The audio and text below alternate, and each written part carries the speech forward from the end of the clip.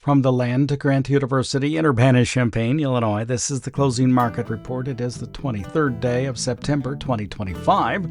I'm Extension's Todd Gleason. Coming up, we'll talk about the commodity markets with Naomi Blohm.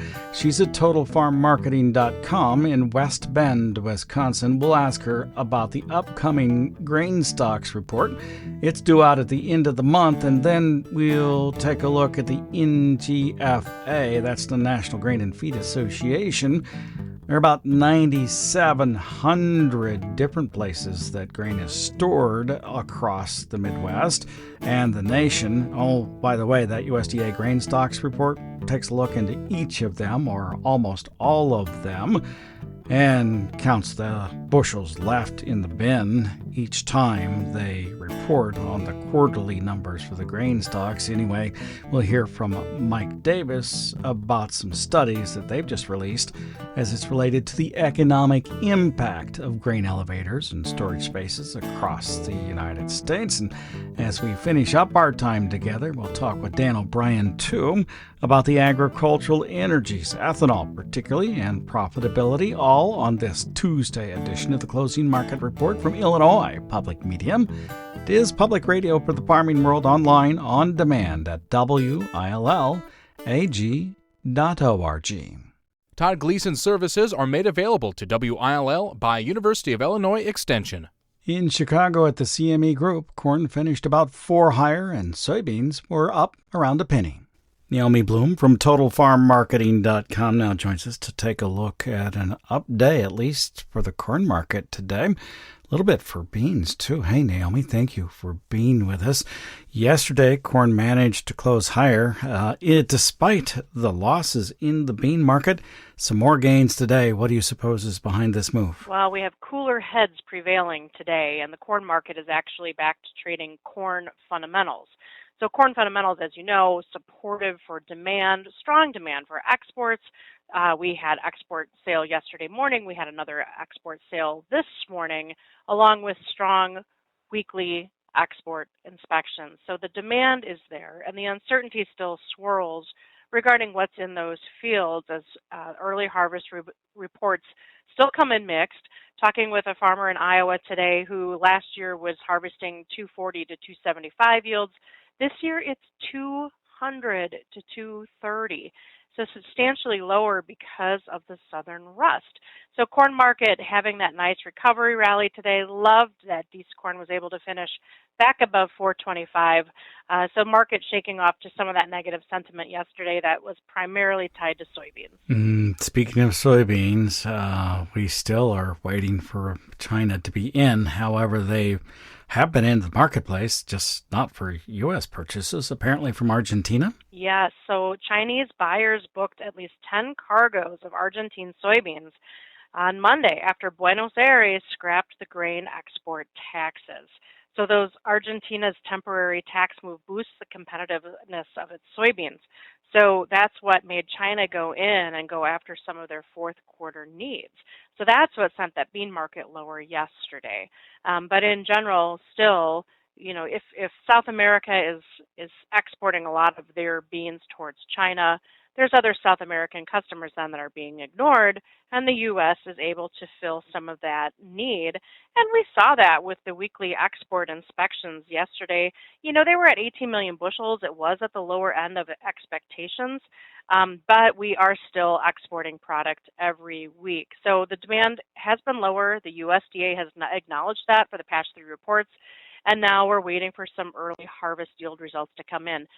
In Iowa today, the yield results were coming in consistent with last year, but in the eastern Midwest, they are coming in well below a year ago, just because of that dry August that the eastern Corn Belt saw in August, just hot and dry. The economic model for an ethanol plant in Iowa is showing that it is profitable at this time. It can be, and has been, I think, mostly that the grind in the fall particularly is quicker paced than the rest of the year. Do you think that will make a difference this year, particularly if they are profitable and will continue to be through the end of the season?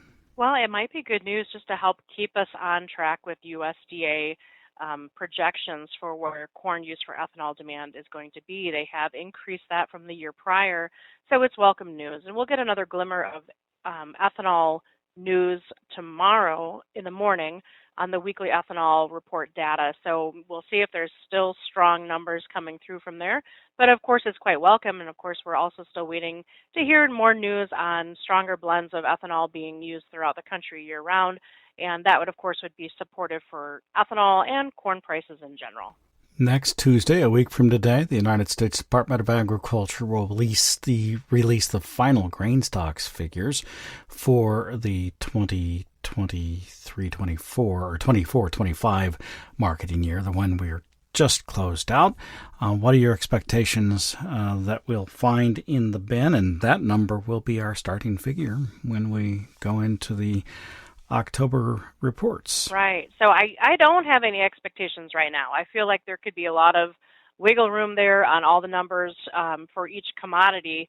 But to your point, that is then the big cornerstone that the market will use, because then that's the final number for the old crop.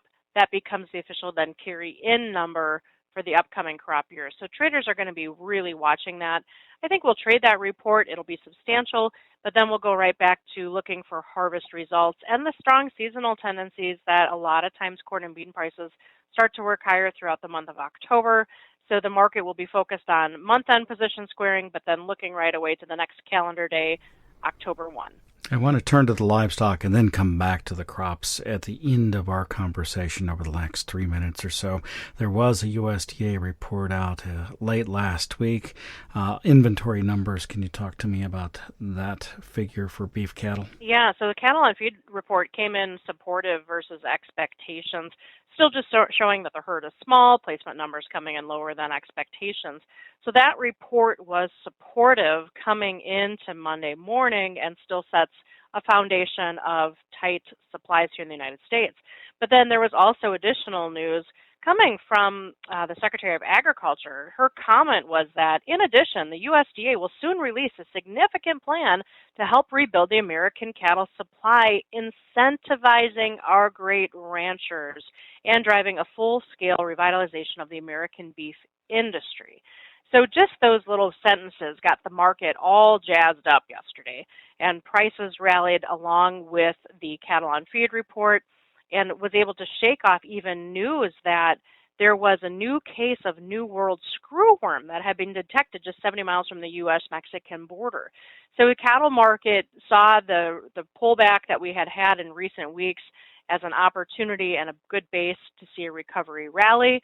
And now we're waiting to find out what the Secretary of Agriculture really is implying by her comments, and then keeping an eye on demand for beef here in the United States and, of course, globally as well. It feels like all of those things could be related. We'll see once there are more announcements.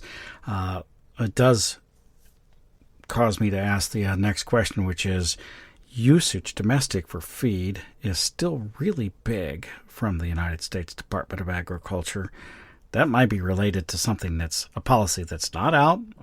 USDA wouldn't normally doesn't put those into the supply and demand figures, but it just seems like it's awfully big at this point, particularly if feed has to go across the border to Mexico to finish cattle out there. Yeah, and that's a great point. And that would be a way that the USDA could do some maneuvering on upcoming USDA reports, meaning if they need to lower yield because of the southern rust, they have a little bit of wiggle room in that feed demand number that they could lower demand and not do any big shifts to the ending stocks number. So that's what traders are looking at, essentially expecting heading into the October WASDE, and that is definitely a point of conversation in the coming weeks. Thank you much. I appreciate it. Thank you. That's Naomi Blohm. She is with TotalFarmMarketing.com. Up next, the U.S. grain and feed industry is a major driver of jobs and economic activity across rural America. At least that's the message from a new study just released by the National Grain and Feed Association. Mike Davis reports. NGFA President and CEO Mike Seifert says the study quantifies the industry's reach. The harvest economy quantifies what many of us already know, that our industry is essential to rural communities, domestic and global food security, and the U.S. economy. We found that America's grain and feed industry generates $401.7 billion in economic output annually and supports over 1.16 million jobs nationwide. The analysis conducted by John Dunham and Associates found there are nearly 9,700 grain and feed facilities across the country. Those facilities directly employ more than 175,000 workers who earn, on average, more than $84,000 a year. Seifert says the ripple effects extend far beyond those jobs. Supplier industries and local businesses benefit from our industry, creating hundreds of thousands of additional jobs. From transportation to equipment to professional services, the impact touches nearly every sector of the economy.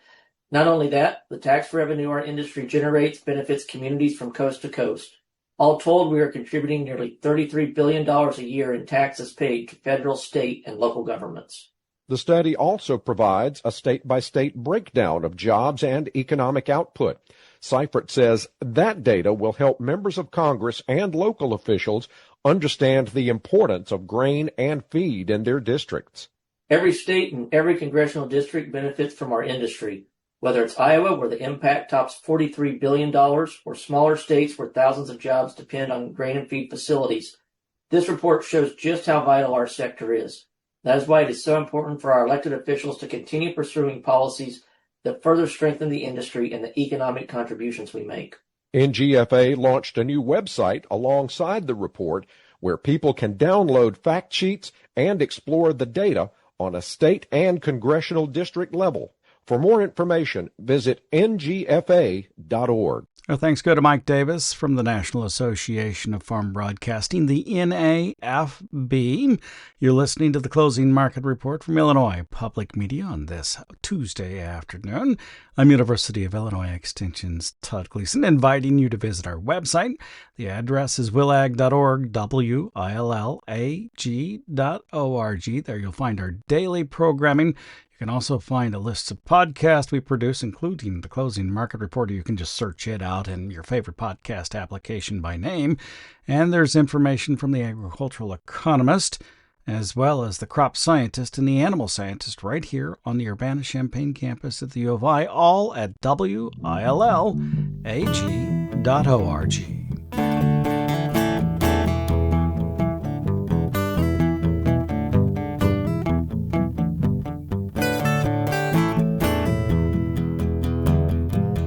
Let's turn our attention, as we do each Tuesday now, to the agricultural energies in the marketplace. Dan O'Brien now joins us from Kansas State University Extension. He's an agricultural economist based way out west. Thanks much for being with us. I know you're in an area that's mostly much drier, far closer to Colorado than to Kansas City. I'm wondering what conditions are like there today, and then if you can talk a little bit about the rest of the state, particularly the corn and soybean growing regions, because I bet you have an understanding of them too.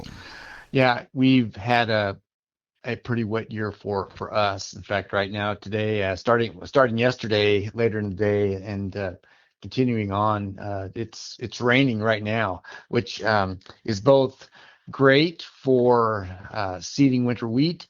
Hard red winter as we do, but well, it's great if they've got the crop in the ground, and we're coming up on not far from corn, bean, sorghum harvests. Sorghum probably a little bit later with the cooler weather we've had, but anyway, harvest coming up. We in Kansas grow some beans in the western third, but soybeans especially in the I guess the eastern third, central third, pretty strong area. A lot of grain sorghum, particularly in the north central part of the state, and parts of the west as well. Of course, then corn everywhere, and more. I guess with the difference in the moisture across the state, we probably have some of our strongest corn production areas in the northeast part of Kansas, and southeast. We can do pretty well down there too, but our quality soil depth is a lot thinner So we're struggling down there just with the soil situation. That's not the case in northeast part of the state. Tremendous soils, and those yields for us, they would rival what's not too far to the east, in terms of parts of Iowa and Missouri, and then to the west. In central part of the state, we've had it's looking like we're having a pretty good year. Of course, we have our localized areas where they may not have caught some rain, so they've had some hail damage. But generally, throughout that central corridor, we're doing very well crop wise. In the west, probably also have very good yields for the most part, except in a few spots that didn't catch the rains or caught what we call in Kansas hard water. So anyway, or hail issues in the west. So overall, we're doing pretty well, I think. And your basis is holding up, and producers are happy with prices, and they sold a lot early, I guess. Is that the case in Illinois? I'm not sure that's the case here. No. I think that is not the case anywhere. Let's turn your attention to the agricultural energy markets. How's the profitability of the ethanol sector that uses, 35-36% of a corn crop in any given year? Well, the calculations through the first 3 weeks of September are looking pretty good. Profits based on I guess that Iowa model, not far from kind of straddling Illinois and Nebraska and parts of Kansas, at least showing about 24 cents a gallon in terms of profitability. The ethanol price has jumped up here of late. So with the ethanol price going higher and the corn price sideways to lower, that's when you get profits like this. So for the last 3 months, we've had estimates of about 12 cents profitability in July, August, about 19-20 cents, and here's first 3 weeks of September, 24 cents. So unless an ethanol plant is closing down for some type of refurbishing or whatever, it would seem to be a pretty good time to run. Really, I guess, how long will we maintain pretty decent motor fuel prices, and that bringing ethanol along as well, in the light of the U.S. economy, and then if also add in moderate strength in even grain sorghum usage. In fact, in talking with USDA economist here in the last, Steve Ramsey out of the ERS, indicated that we've had strong of grain sorghum into ethanol, which is a prize for the grain sorghum industry, given the weakness we've been seeing in export. So overall, I guess that'll be the story as we look at the ethanol market. Again, low price feedstocks coming into whatever we have for the ethanol market, and if that holds up at least decently, then you'd hope for a time of at least okay profitability for ethanol plants. Given that profitability in the ethanol sector, will they pull more corn this fall than usual? And just keep in mind that generally it is front-loaded. I think we're in that situation where in a number of these years, as the market is focused on strong strong crop size, that we've tended to have our lows actually in September, late August and September, and we've come out of those lows with aggressive buying for usage. And now we'll see this year with can our corn exports hold up? Will our projected ethanol usage still be as strong? And those are fair questions. I think the USDA's last supply demand balance sheet for corn had really quite strong numbers in almost every category. In fact, record for, I think, feed use, ethanol, 5.6 billion bushels to be used, etc. So they've set a pretty high goal, even with the record corn exports also. So I think a lot of what we'll be doing this winter will be examining the trends in usage to see if they match up with the strong even I almost say optimistic numbers that the USDA has in that corn supply demand balance sheet. So we'll see. I guess here I'm a typical economist, Todd. You've asked me a question. I've talked in circles for 2 minutes. But the point is, those are quite optimistic numbers, and I see why. 16.7, 16.8 billion bushel corn crop, and we'll need that type of usage to not just explode ending stocks to way above 2.1 billion. So I guess we shall see. One final question, this one on SAF or renewable diesel, the biofuels area related to soybeans. Do you suppose that will be a push in the marketplace still, given the policies that have been coming out of the Trump administration on these issues? I should ask my colleague David Ripplinger out of North Dakota State on that. I have not. I confess I don't have a strong answer for you, other than I haven't heard from David Ripplinger that we're backing off that a lot. And again, so much of that's driven by the European Union and their demand that for air flight, for any air flights coming into Europe, which is so many of them, that in the future they'll require to have renewable aviation fuels. So will that hold up or not? There are a lot of trade issues that are on the table that are contentious at the moment, and that one I haven't seen tackled yet by our current U.S. administration. But I guess we'll wait and see. I haven't also have not heard that the at least publicly that the fuel providing industries have put their foot down and stomped against that. So Todd, I don't know. I haven't heard that we backed off of supporting that yet, but if it becomes a burden upon these industries, the airline industry in particular, then who knows where that will go. Hey, thank you very much, Dan. We appreciate it. Take care, Todd. Thank you. You too. That's Dan O'Brien. He's with Kansas State University Extension. Joined us on this Tuesday edition of the Closing Market Report that came to you from Illinois Public Media. It is public radio for the farming world, online on demand at willag.org. That's willag.org. Don't forget that Thursday of this week you can join the farmdoc team as they price out fertilizer for next year and what those input costs might mean for your corn and soybean crops. That's the webinar put on by Nick Paulson and Gary Schnittke. Starts at 11 a.m. It's absolutely free. You can find a link in our website at willag.org. Look in the calendar and then open up the red calendar of event, and you'll find a link that you can cut and paste and register, or you can just go to farmdocdaily.illinois.edu and look under the webinars and events segment. That's farmdocdaily.illinois.edu. You have a great afternoon. I'm University of Illinois Extension's Todd Gleason.